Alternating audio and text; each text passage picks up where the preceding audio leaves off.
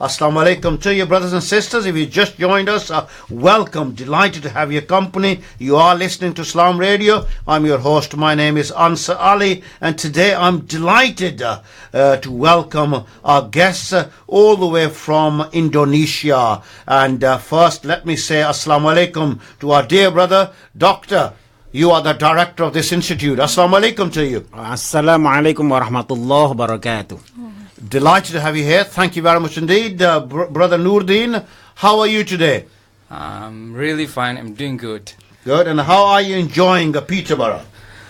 This is my first time coming here, but it is one of the best experience during my life. Alhamdulillah. Is it first time you come to the UK? First time to UK, and I want to say thank you to the Salaam Radio for being so warm welcome to us. Thank you very much. Now, we're delighted, and I want to thank Brother Sufia Wes for informing of us your visit, and so we're able to accommodate you here on Salaam Radio. And we've got our dear sister here as well, translating for us as well. And is it your first time here as well? Yes, this is my first time. And what's your name? Marina. Marina. Thank you, Marina. Forgive me, I'm not very good with names anyway, okay? But thank you very much. Delighted to have all of you here. And Brother Nurdin, if I can ask you, first of all, what is the purpose of your visit to the UK?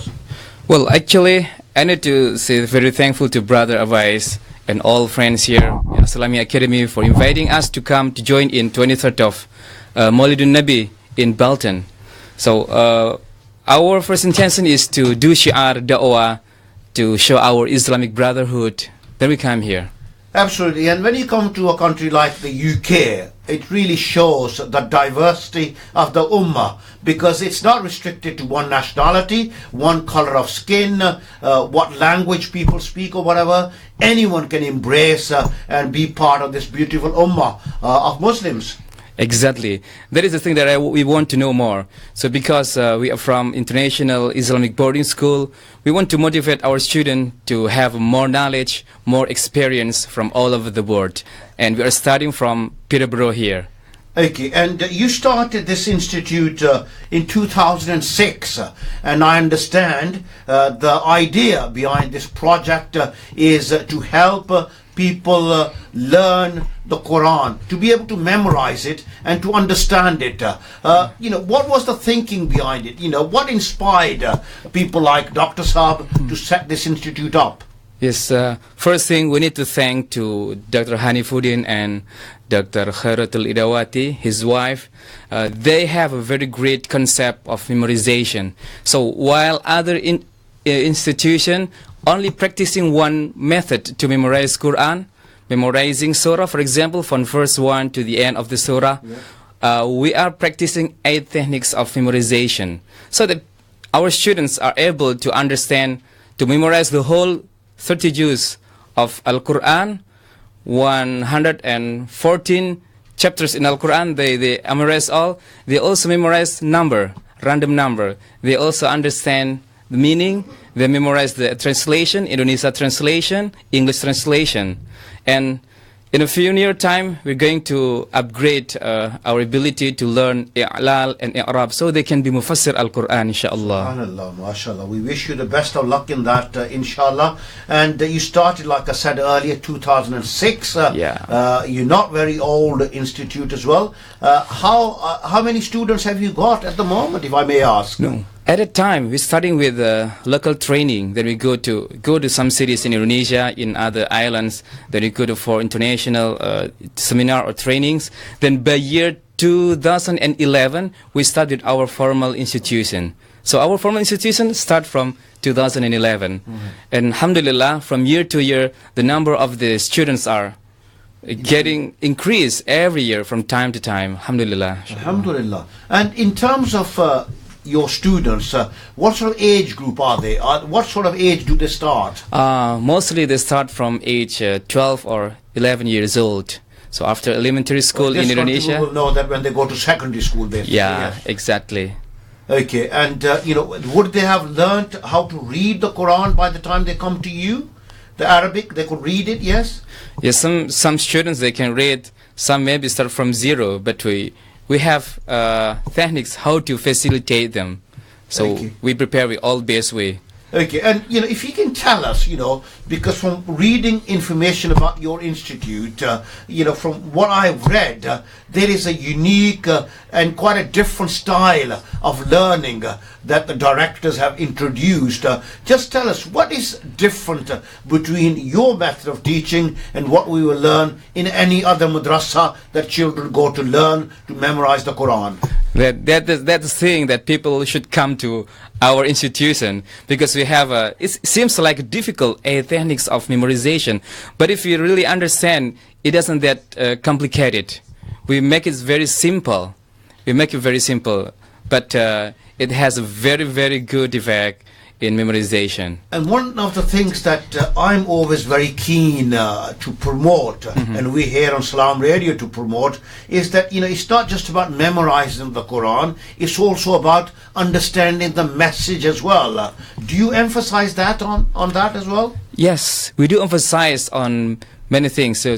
So people not only shouldn't not only understand not only memorize the Quran, but also understand the meaning, like Asbabun Nuzul, the number of surah, like for example, number of ayah, like for example, if someone asks our student, please mention Surah Al-Baqarah verse 126, they will exactly mention the exact number. Subhanallah. And then, okay, please move backward 5 verse before. They will mention. And they will be able to do that. So we put emphasis to our student that they will have memorization like a computer. Subhanallah, yes. So in terms of developing your memory, it's very good way of developing that as well. And through learning the Quran, what better way to develop that? Alhamdulillah, I'm from hearing you speak about this institute, and telling us about the way that you've grown so rapidly in a very short space of time, and how well known, well recognized is this institute in Indonesia and beyond? Okay, in terms of age, we are still young, but alhamdulillah, some of politicians in Indonesia, some of an expert professor, academic lecturers, and everything, they come to our institution. They want to know more, and they are very impressive with our method. They put motivation to our students. They give motivation to our students, to teachers, and to principals as well. So you're getting lots of encouragement from the powers that be, as we call them. Exactly. People involved in politics in Indonesia, because they like what you're doing. Yeah, exactly. We are also motivating other institutions like other Islamic boarding school, other Islamic schools to have the similar ability. So not only our students, but also we are motivating other Islamic schools in Indonesia. So there's interaction between you and other institutes. Exactly. As well. We're not doing competition, but we're synergizing. That's good to hear, because you're not working in isolation, and that's very important, because too often there are too many organizations, sadly, that we hear that seem to be working in silos, as we say in English, on their own, and there's very little interaction between different institutions, and that's very important, because at the end of the day, all these institutions, the common aim is to learn about the message of the Quran. We're all Muslims. Yeah, because we are learning nice word of Allah, that is Al-Quran. And Al-Quran says that if you really want to learn Al-Quran, there is no difficulties. Allah will make us really, really easy to understand, easy to memorize. Okay, it doesn't matter. matter. Ask our young sister here as well. You've been involved with this institute. How long have you been involved? I've been involved since 2007. So since 2007, I think. Since I'm very young. And are young women equally as interested and keen to learn to memorize the Quran in Indonesia? Yeah, many young people wants to learn the Quran more. And as well, this method is very easy to learn, so they really happy, and really it's a fun method to learn. Okay, that's exactly what I was going to ask you, because learning has to be made fun. Yeah. Whatever we want to learn, whether it's science or mathematics, English or whatever, it has to be made fun, particularly for young people as well. So what methods do you use to make it fun? Yeah, we use like expression, and then we use gesture, images, pictures, Right. songs, something like that to learn Al-Quran more. And so it's fun for not only just, he said that it start from 12, but actually we teach very young kids As well? too, like example 5 years old, 6 years old, or in elementary school, we teach them too.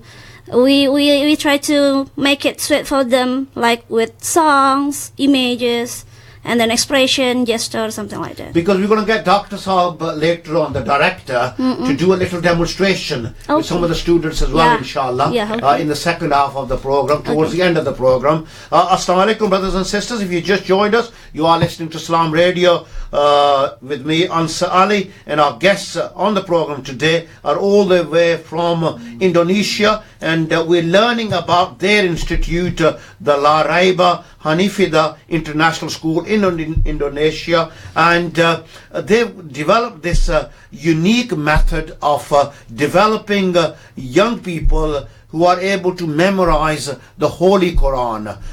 They are able to become Hafiz of Quran, and we're talking to some of the guests here as well about their experiences. So since you've been involved, you've obviously been very happy in staying with the institute, and we've heard that already. You've got lots of students as well here, and are the students just from Indonesia or other places welcome as well? It's from Indonesia, but it's from different area. Because Indonesia is a very big country, very diverse as well, lots of islands. Yeah. Okay, and people from all over the country come. Yep. Today, nowadays we're having students from different cities and different islands in Indonesia, but we already prepare ourselves to welcome students from, especially from UK. Yeah. And that's what Inshallah. I'm going to talk about next as well, inshallah, because I've been given a poster which says that you're touring UK during this month of December, and it's also about telling people that you've got this institute, and if they want to come and learn memorization of the Quran, if they want to become Hafiz of Quran, they come and join you and stay in Indonesia. Exactly, that is one of our main purpose. But also, hopefully, by a few near time, we're going to hold like a seminar here. So we facilitate people to have a small class, like for example, 1 week, then people can master all the techniques that we have. Well, alhamdulillah, we'll talk more about that later, inshallah. We're going to go to a break, and inshallah, we'll continue our conversation after the break as well. Brothers and sisters, if you ever have any comments about Salaam Radio, want to give us any feedback about any of our programs, we'd love to hear from you. Our email address is info@salaamradio.co.uk, and our telephone number, when we do open our lines for people to contribute in our discussions, the telephone number is 01733 602 133. And remember, I have the pleasure of your company here on Salaam Radio every Monday, Wednesday and Friday from 5 till 6. We're going to carry on our conversation with our guest from Indonesia after this break. Inshallah, stay right where you are. Stay tuned to Salaam Radio after this short ad break. Sadly, millions of orphans living in the poorest countries lack the necessary support for a healthy childhood.